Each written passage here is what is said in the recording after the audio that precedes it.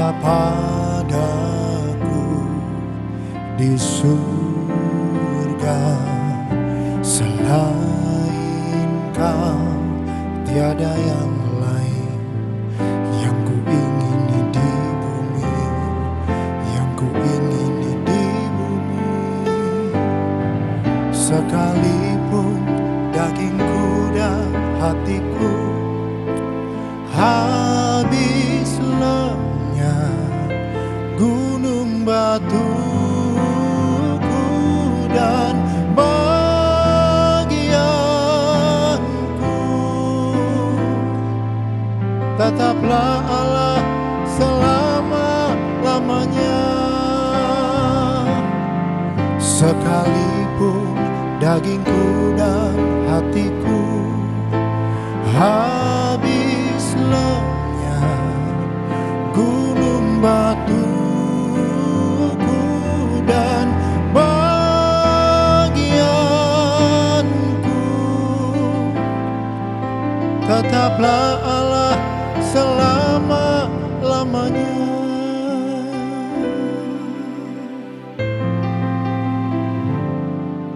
Selain Kau tiada yang lain ada padaku di surga.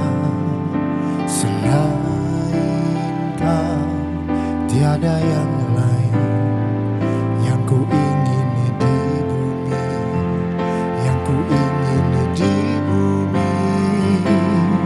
Sekalipun dagingku dan hatiku habis lenyap, gunung batuku dan bagianku, tetaplah Allah selama-lamanya. Sekalipun dagingku dan hatiku habis lenyap, gunung batuku dan bagianku, tetaplah Allah selama-lamanya.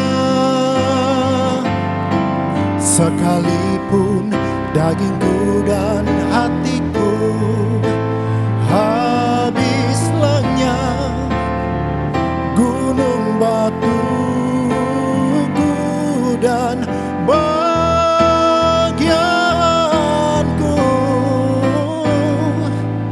tetaplah Allah selama-lamanya. Tetaplah Allah selama-lamanya. Tetaplah Yesus selama-lamanya.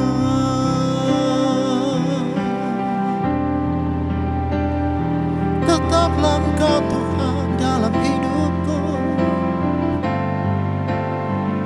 Sekalipun ku berjalan di dalam lembah kekelaman, ku tak takut bahaya, sebab Engkau besertaku. Gadamu dan tongkatmu itu yang menghiburku. Menjalani kehidupanku, ku tak takut. Ada Tuhan yang menyertaiku, ada Roh-Mu yang hidup menuntunku. Sampai detik ini dalam hidupku, dalam hidup keluargaku Tuhan. Terima kasih Tuhan, ku sangat bersuka cita karena Tuhan. Haleluya, oh haleluya. Terima kasih Tuhan, terima kasih Tuhan.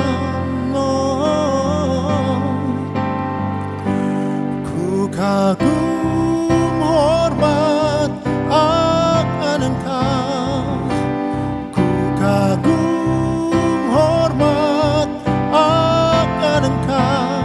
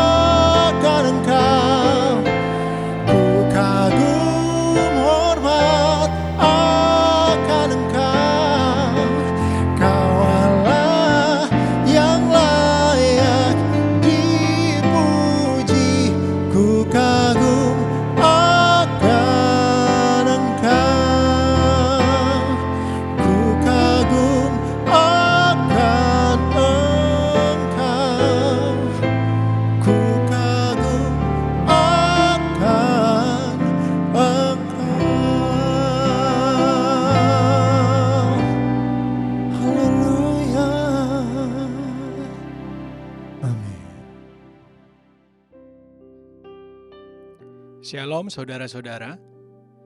Choi Jin-ri yang sering dikenal dengan nama panggung Suli, dia adalah seorang artis film dan juga penyanyi, penari, model maupun juga seorang MC di Korea Selatan.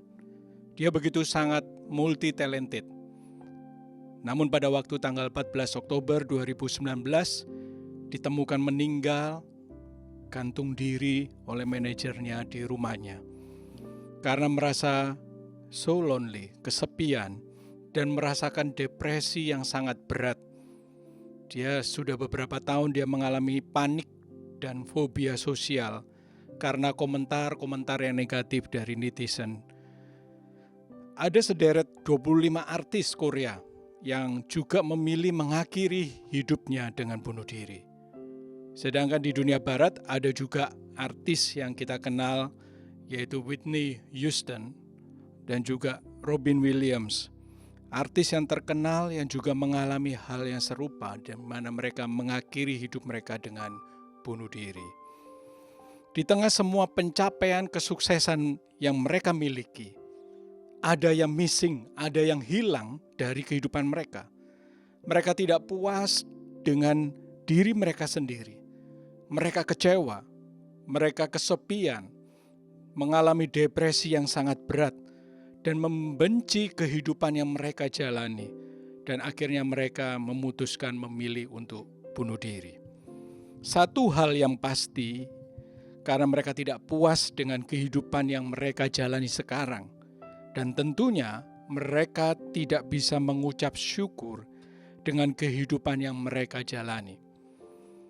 Kalau mereka bisa mensyukuri kehidupan yang mereka jalani, tentu mereka tidak akan mengakhiri hidupnya dengan bunuh diri.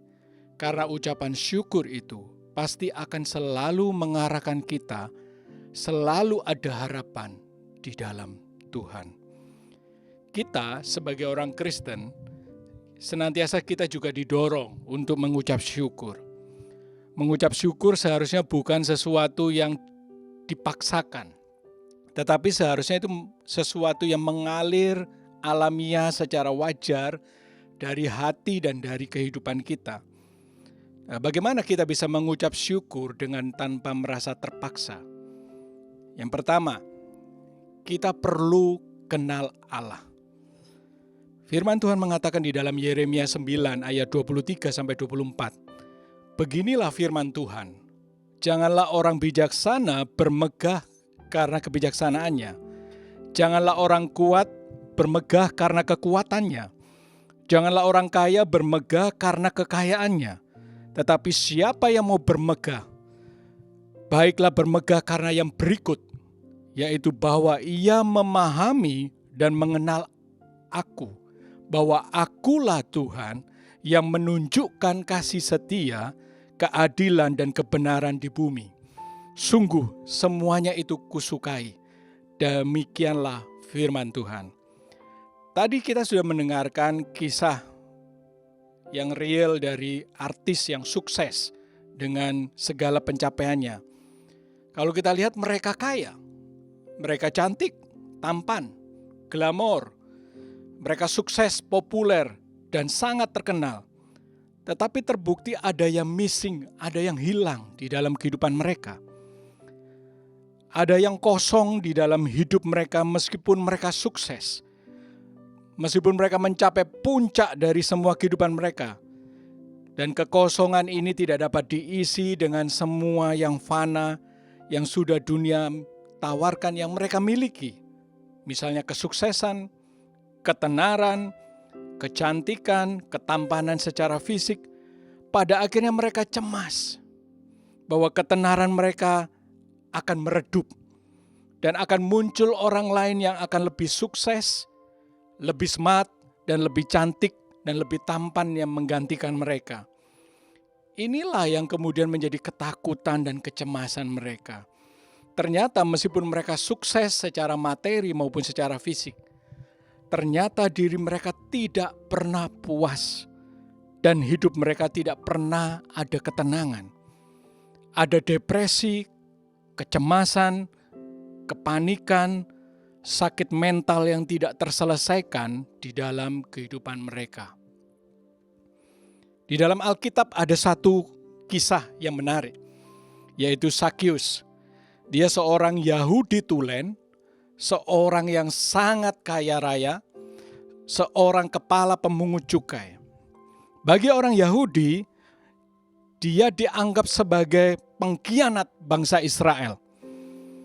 Orang yang paling bejat atau orang yang paling berdosa, karena dia berpihak kepada penjajah Roma, memeras rakyat Israel demi kekayaan dirinya sendiri. Oleh karenanya orang Yahudi sangat membenci dan menganggap pemungut cukai sebagai sampah dari masyarakat. Namun suatu kali dalam perjalanan pelayanannya, Yesus sedang berjalan dan tiba-tiba dia berhenti. Kemudian dia menyapa dan memanggil Sakyus turun karena dia naik ke atas pohon untuk melihat Yesus pada waktu itu. Dan Sakyus akhirnya merasa diterima, acceptance oleh Tuhan Yesus. Akhirnya Sakyus membuka rumahnya dan menyambut Yesus di rumahnya. Dengan perjumpaan dan percakapannya pribadi dengan Yesus, itulah yang sungguh-sungguh akhirnya mengubah kehidupan dari Sakyus. Dia membagi setengah dari hartanya untuk orang miskin. Dan dia mengembalikan 4 kali lipat pada orang yang pernah diperasnya.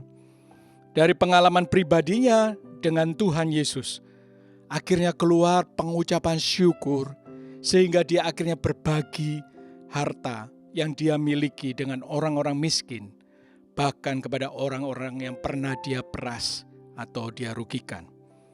Mengapa kita sebagai orang Kristen sulit untuk mengucap syukur? Karena kita tahu banyak tentang Tuhan, kita belum tentu mengalami Tuhan secara pribadi. Kita tahu banyak doktrin pengajaran tentang Allah, tentang keselamatan, tetapi kita tidak mengenal Allah dan mengalami Tuhan secara pribadi. Meskipun kita sangat mungkin rajin, tiap minggu kita beribadah ke gereja. Dan mungkin kita juga terlibat aktif di dalam pelayanan. Namun belum tentu kita mengalami perjumpaan pribadi dengan Tuhan. Tahu itu beda dengan kenal.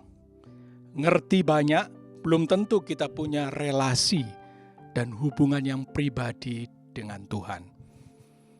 Sebagai contoh, satu yang mudah, misalnya kita ingin mengenal seseorang yang kita rindukan dan kita sangat idam-idamkan dan kita cintai.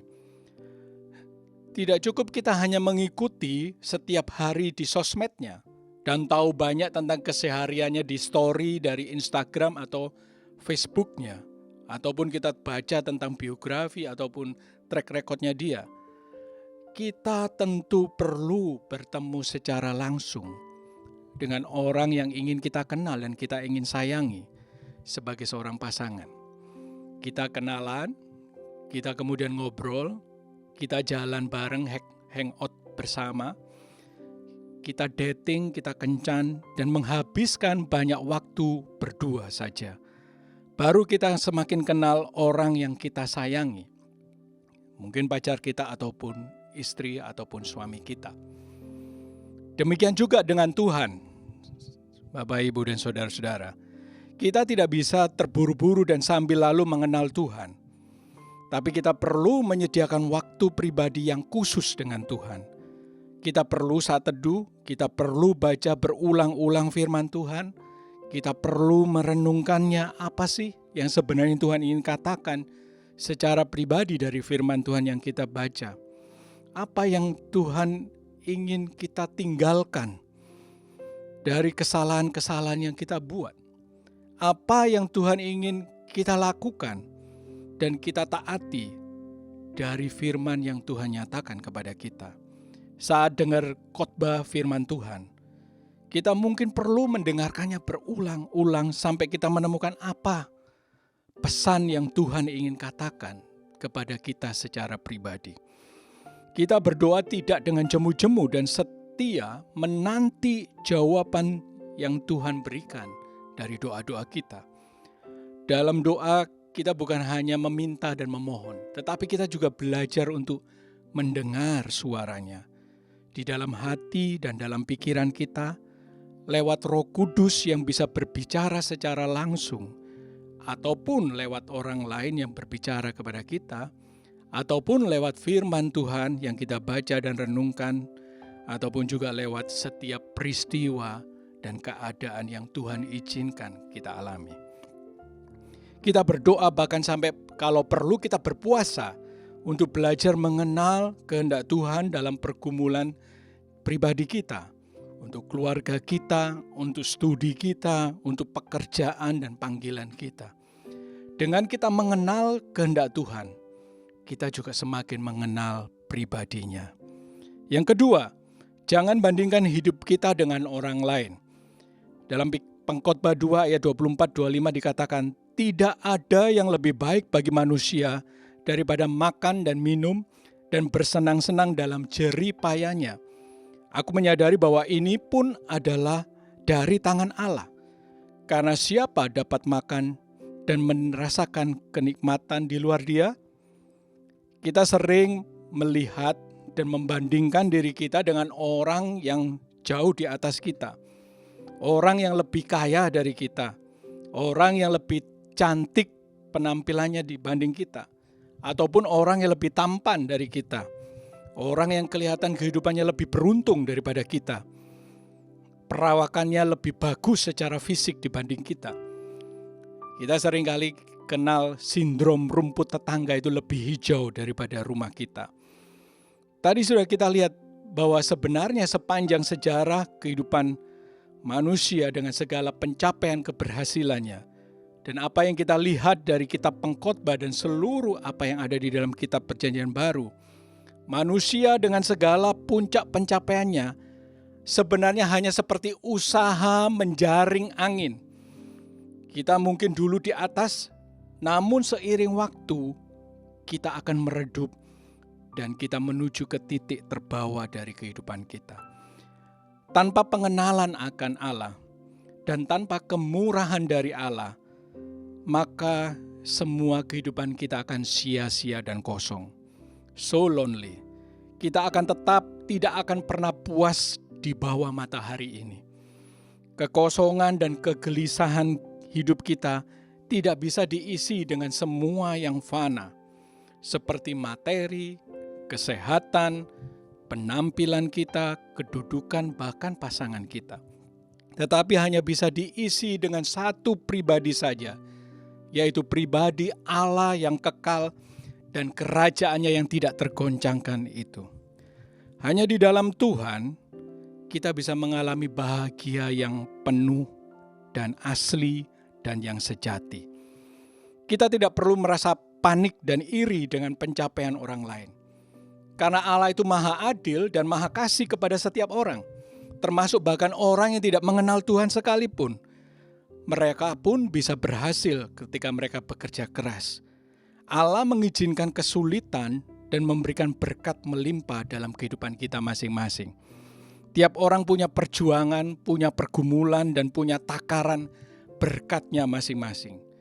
Yakinlah Tuhan juga akan menyediakan berkat dan milik pusaka kepada setiap kita masing-masing jika kita menjadi anak-anaknya.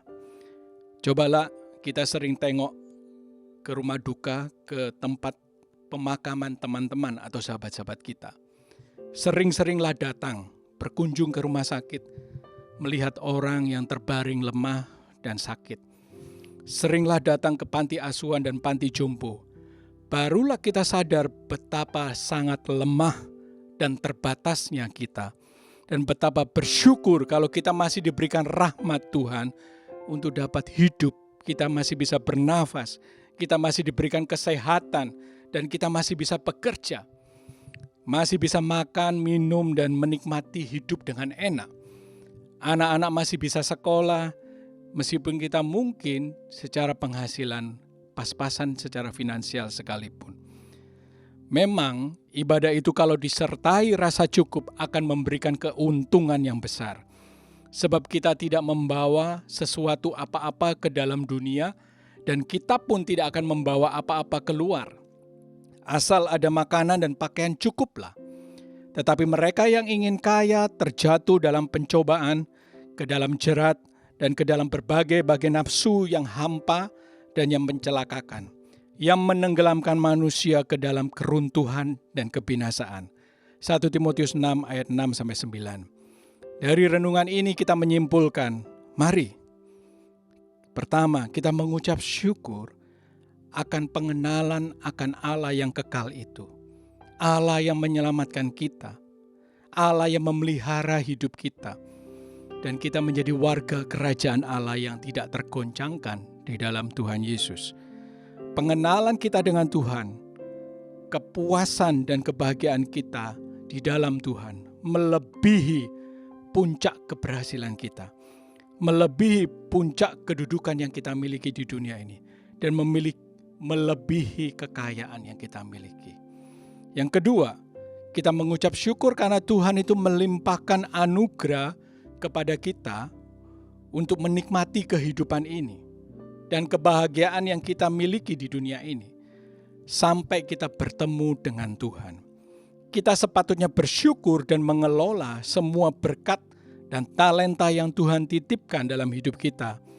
Itu akan menjadi kebaikan buat kita, dan itu akan menjadi berkat bagi orang lain, dan itu akan menjadi kemuliaan bagi Tuhan di dalam kehidupan kita. Mengucap syukurlah di dalam segala hal. 1 Tesalonika 5 ayat 18. Saya mau berdoa untuk Bapak Ibu, saudara-saudara. Adakah sekarang kita masih bisa menikmati hidup dan tidak merasa iri dengan kebahagiaan yang diberikan kepada orang lain? Bahwa Allah itu adil dan setiap orang itu punya kesulitan dan berkatnya masing-masing. Dan belum tentu kita bisa menjalani kehidupan yang dijalani orang lain. Tuhan juga pasti punya berkat bagi diri kita masing-masing secara pribadi. Terlebih jika kita mengenal Dia, mengenal Allah secara pribadi, bukan sekedar tahu tentang Allah, tetapi memang punya hubungan yang intim, yang dekat, dan hubungan secara pribadi dengan Tuhan. Maukah Bapak, Ibu, Saudara menyambut tangan kasih Tuhan yang terulur bagi kita? Dia mengetok pintu hati kita, pintu kehidupan kita. Dia tidak pernah memaksa Anda dan saya. Dia merindukan kerelaan hati kita. Dia merindukan balasan cinta dari kita. Dan Tuhan Yesus sudah mati berkorban di kayu salib bagi Anda. Setiap kita yang mau mempercayakan hidup kepada Kristus, hati kita akan dipenuhi dengan sukacita, dipenuhi dengan damai sejahtera, dan Roh Kudus akan hadir di dalam hati dan kehidupan kita. Mari kita berdoa. Bapa, terima kasih jika Engkau sudah menyadarkan aku bahwa bahagia dan sukacita dan berkat yang asli, yang sejati itu hanya aku temukan di dalam Tuhan Yesus. Engkau Tuhan Yesus yang sudah mati dan yang sudah bangkit bagi segala dosa dan pelanggaranku. Bahkan Engkau sudah mati dan bangkit bagi segala hukuman mati yang sudah Engkau tanggung buat kehidupanku ya Tuhan Yesus. Terima kasih Tuhan Yesus. Aku mau makin mengenal Engkau secara pribadi. Bukan lagi kata orang aku mengenal Engkau, tetapi aku mau mengenal Engkau, mengalami Engkau secara pribadi, intim dengan Engkau. Ya Tuhan, perihalalah masa depanku. Berikanlah aku kebahagiaan, berikanlah aku kepuasan yang penuh, yang sejati di dalam Engkau ya Tuhan. Dan biarlah Roh Kudus yang akan memberikan sukacita, damai sejahtera dan kebenaran yang sejati, berkat-berkat dan segala perubahan hidup yang boleh aku alami di dalam Engkau ya Tuhan. Biarlah ucapan syukurku itu penuh di dalam Engkau ya Tuhan. Dan biarlah ajar aku untuk tidak mengingini dan tidak perlu merasa iri hati dengan kehidupan yang dijalani oleh orang lain. Karena aku tahu sukacita, berkat, dan penyertaan-Mu itu melebihi dengan apa yang dunia berikan. Terima kasih ya Tuhan. Di dalam nama Tuhan Yesus, aku menyerahkan dan mempercayakan hidupku kepadamu ya Tuhan. Dan biarlah sukacitaku penuh di dalam Engkau Tuhan. Dan aku berterima kasih atas berkat dan kehidupan yang aku jalani. Terima kasih Tuhan Yesusku. Di dalam nama Tuhan Yesus, berkat-Mu melimpah atas kehidupanku ya Tuhan. Amin. Tuhan Yesus memberkati Bapak Ibu.